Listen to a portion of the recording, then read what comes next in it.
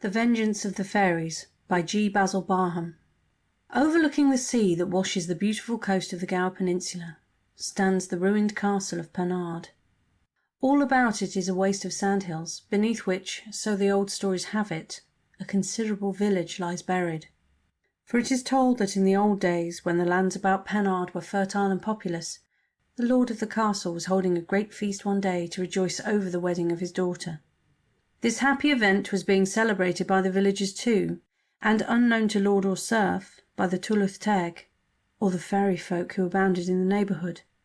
For the little people enjoy an innocent merrymaking as much as do mere mortals. And that night, long after the villagers had gone to bed, the festivities in the castle were continued. Wine flowed free, and the revellers became more and more boisterous.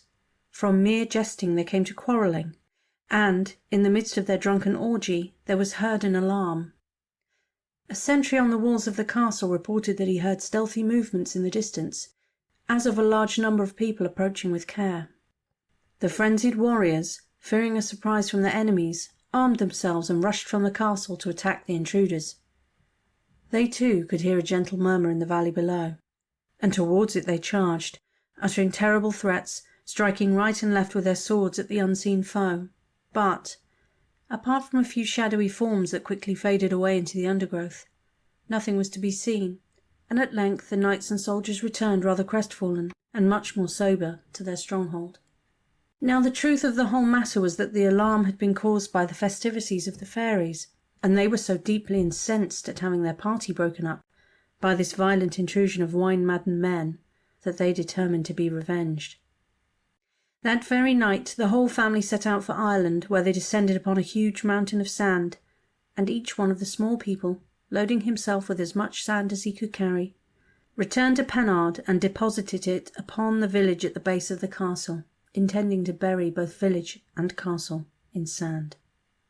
To and fro the fairies went, intent upon their task of vengeance, and, when morning broke, those in the castle looked out to see what they thought was a violent sandstorm raging.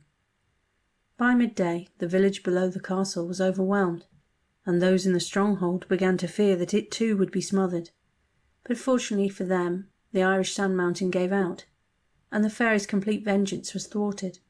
Still, they had destroyed the rich and valuable lands that belonged to the castle, and from that day its fortunes and those of its lords began to decline. In proof of this story, the old Irish records maintain that an extraordinary storm arose that night and blew away a whole sand mountain.